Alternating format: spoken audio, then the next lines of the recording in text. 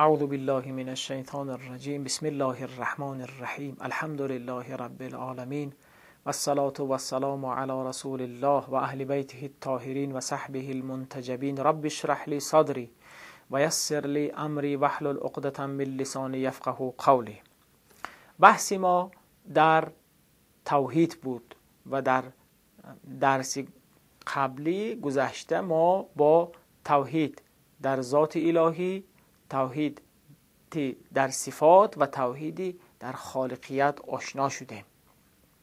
امروز میخواهم در باره مراتب دیگری توحید بحث کنم.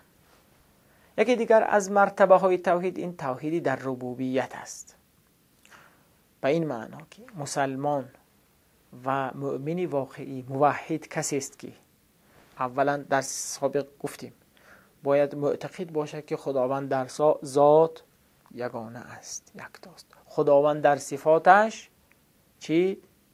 بهمانند است، به مثل است. و گفتیم که موحد باید معتقد باشد که پدید آورنده و خالق و آفریدگاری واحد یگانه در هستی فقط خداست، حتی در مورد کارهای اختیاری ما. آیا همینجا تمام می شود توحید؟ نه، ما مرتبه های دیگری داریم. یکی از مرتبه های دیگری توحید این توحیدی در ربوبیت است. توحید ربوبیت به این معناست مسلمان و موحدی واقعی کسی است که باید معتقد باشد که خداوند نه تنها اشیا را پدید آورده بلکه کارگردانی آنها، مدبری آنها خداست. یعنی چون این نیست که خداوند یک پدیده را آفرید و بعد رفت کنار. نه، هر آن هر لحظه که کارها در این هستی اتفاق می افتد و رخ می دهد، مدبرش، چرخانندهش، کارگردانش خداست. ما باید همچنین معتقد باشیم. اعوذ بالله من الشیطان الرجیم. قل من یرزقکم من السماء والارض امن یملک السمع والابصار و من یخرج الحی من المیت و یخرج المیت من الحی و من یدبر الامر فسیقولون الله فقل افلا تتقون. حتی مشرک‌ها، بعضی از مشرک‌ها هم معتقد به توحید در ربوبیت بودند که شاهدش همین آیت است. آیت میگوید بگو از اونها بپرس کیست که از برکات آسمان و زمین به شما رزق و روزی میدهد؟ کیست که مالک گوش‌ها و چشمان شماست؟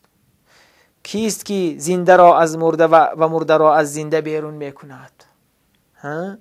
کیست امر آفرینش را تدبیر و اداره میکند؟ یعنی خلاصه همینه، کیست که همه اینها را کارگردانی میکند، اداره میکند؟ آنها خواهند گفت الله، خدا. پس وقتی شما معتقد به توحیدی در ربوبیت هستید، چرا عقل خود را به کار نمی اندازید؟ افلا تتقون، عقل خود را به کار نمی اندازید و از خدا نمی ترسید، پروا نمی کنید. خب پس یکی دیگر از مرتبه های توحید در ربوبیت بوده است. توحید در تدبیر، توحید و فارسی و تاجیکی می شود توحید در کارگردانی. یکی دیگر از مراتب توحید این توحیدی در عبادت است که اینجا بحثی ما با شما طولانی است، چون در مورد توحیدی در ذات و یا توحیدی در صفات و توحیدی در خالقیت و اینها حتی در ربوبیت خیلی بحث ها نیستند. هرچند هستند گرچه دیده میشوند، اما داغترین کشمکش ها، جنجال ها بین مسلمانان که سبب شده است که یعنی به قول عرب ها مفترق الطرق اینجا مسلمان ها را از هم جدا کرده همین بحث توحیدی در عبادت است. حالا من این را توضیح خواهم داد و دیدگاهی درست و صحیح در این موضوع را برای عزیزان به اندازه دانشی که دارم مطرح خواهم کرد. توحیدی در عبادت به این معناست، یعنی دو بعد معنا دارد، دو جنبه، دو معنا دارد. این معنای اولش یعنی با هم تنیده هستند این معناها. به این معناست که منی مسلمان، منی مؤمن، منی موحد باید اعتقاد داشته باشم، باور داشته باشم که فقط ذاتی سزاوار و لایق پرستش و عبادت خداست. یعنی اگر کسی معتقد باشد که غیر خدا هم سزاوار عبادت است، یعنی میتوان او را بپرستید، او دیگر مشرک میشود. حتی اگر معتقد به توحیدی در ذات و صفات و خالقیت و اینها داشته باشد. یعنی موحد کسی است که علاوه بر توحیدی در ذات و خالقیت و صفات و اینا باید معتقد باشد که فقط خداست که باید پرستش شود، عبادت شود و غیر او سزاوار عبادت نیست. در غیر این صورت مشرک خواهد بود. یک معنای دیگری توحیدی در عبادت این است که نه فقط من معتقد باشم که فقط خدا سزاوار پرستش، بلکه عملا هم فقط خدا را عبادت کنم، فقط از خدا کمک بطلبم. ایاک نعبد و ایاک نستعین. این تاکید است. فقط تو را میپرستیم ای خدا و فقط از تو کمک میخواهیم خدا.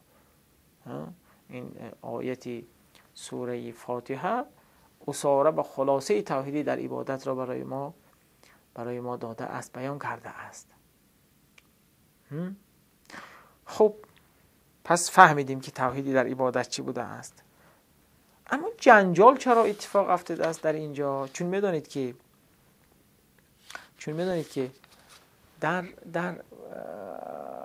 میان فرقه ها و مکتب های اعتقادی یک گروهی هستند به نام ما میگوییم وهابی، خودشان میگویند سلفی هستند. سلفی ها معتقد هستند که شیعه مثلا مشرک است، میگویند، این را تصریح میکنند، یا اهل تصوف را به شرک متهم میکنند. چرا؟ علتش چیست؟ میگویند اینها مشکلشان در توحیدی در ذات و در صفات و خالقیت نیست، بلکه مشکل اینها، یعنی مشکل شیعیان یا مشکل صوفی ها از دیدگاهی سلفیت این است که اینها همراه خدا غیر خدا را پرستش میکنند. ببین کی اینها غیر خدا را پرستش کردند، عبادت کردند؟ میگویند ببین من حالا اینجا منصفانه حرفی عبدالوهاب را بگویم، محمد ابن عبدالوهاب را برایشتان بگویم. محمد ابن عبدالوهاب پایه‌گذار و مؤسسی همین مسلک وهابیت و سلفیتی که امروز برای همه دردی سر شده است می باشد. من حرفی او را منصفانه هر چی گفته است را بگویم، بعد میپردازم به پاسخش که آیا او درست میگوید یا نه. او میگوید که دعا درخواست این عبادت است. خب تا اینجا حرفش درست. حالا باز توضیح خواهم داد. و چون عبادت با توجه به توحیدی در الوهیت یا توحیدی در عبادت باید مخصوص خدا باشد، یعنی فقط ما باید خدا را عبادت کنیم، چون ایاک نعبد و ایاک نستعین، پس درخواست و دعا هم باید فقط از خدا باشد. به این آیت هم تمسک می‌جویند که و ان المساجد لله فلا تدعوا مع الله احدا. در سوره جن هست این آیت که همراه خدا کسی دیگر را نخوانید، چون دعا عبادت است. میگویند دعا مغز عبادت است، مخ عبادت. خب جناب محمد ابن عبدالوهاب، خیلی خوب، پس اینجا شیعیان و تصوف چرا متصوفه، صوفیان چرا مشرک باشند؟ میگه مگر شما نمیروید سری قبر اولیایتان، بزرگانتان و حتی سری قبر پیامبر میگید یا محمد یا علی، شما دعا میکنید، یعنی میخوانید آنها را، و این خواندن شرک است. فقط باید بگید یا الله، همون جا که گفتی یا علی یا محمد یا عبدالقادر جیلانی یا دیگر و دیگر یا بهاءالدین نقشبندی، تو دیگر میشوی مشرک. بعد میگوید که حتی مشرکان زمان پیامبر هم بت‌هایی که آنها داشتند، اینها این بت‌ها را خدا نمیدونستند، اینها مجسمه و هیکل‌های، البته حرفش درست است اینجا، اینها هیکل‌ها و مجسمه‌های افراد صالحی بودند. مشرکان هم به اینها را واسطه، اینها را شفیع خود قرار میدادند، واسطه قرار میدادند برای تقرب به خدا. ما نعبدهم الا لیقربونا الی الله زلفا. یعنی وقتی از آنها پرسیده شد که چرا اینها را شما پرستش میکنید، آنها میگویند که ما اینها را برای این پرستش میکنیم که شفیع ما برای پیش خدا باشند، ما را به خدا نزدیک کنند، از این حرفها. پس شما هم که میگید یا علی یا محمد، در این جرگه داخل خواهید شد. به عبارت دیگر شما در توحیدی، در عبادت مشکل پیدا میکنید. خب حالا حرف اینها درست است، این تفسیر و این برداشت جناب محمد ابن عبدالوهاب درست است؟ درست نیست. چرا؟ حالا عرض خواهم کرد. ببینید، این که اولا من یک به یک اینها را بیان خواهم کرد. اولا درست است که عبادت، دعا عبادت است، اما آیا هر دعایی عبادت است؟ آیا هر دعایی عبادت است؟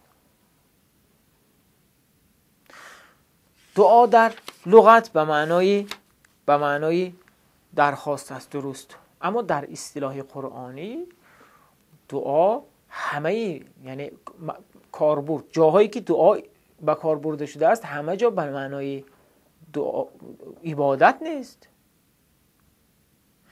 من خیلی با عبارت واضح‌تر گویم، دعا یک معنایی است که یک واژه است، یک مفهوم است که یکی از مصداق‌هایش عبادت است، نه همه مصداق‌هایش. به عبارت دیگر در بعضی جاها دعاها اینا عبادت نیستند. من مثال زنم از قرآن.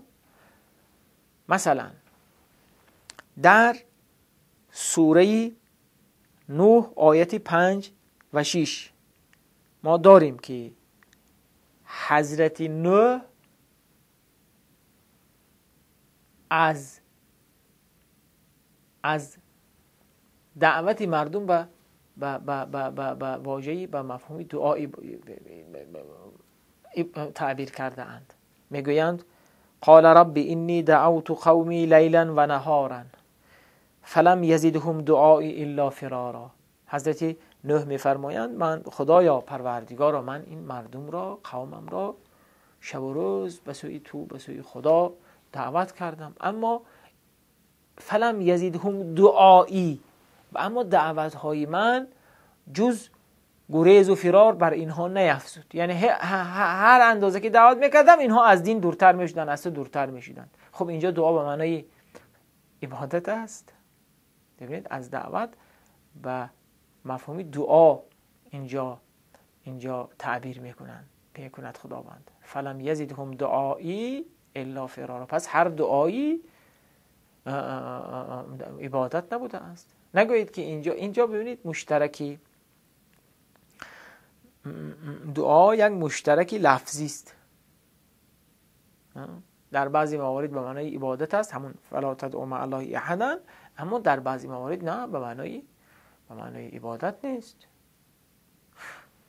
یکی از دیگر از معناهای دعا این درخواستی برآوردن یک نیاز است که حالا بحثی ما اینجا وقتی ما تمام شد، در بحثی آینده من در این مورد باز بیشتر صحبت خواهم کرد. و صلی الله تعالی علی خیر خلقه محمد و اهل بیته الطاهرین و صحبه المنتجبین. خدا حافظ شما.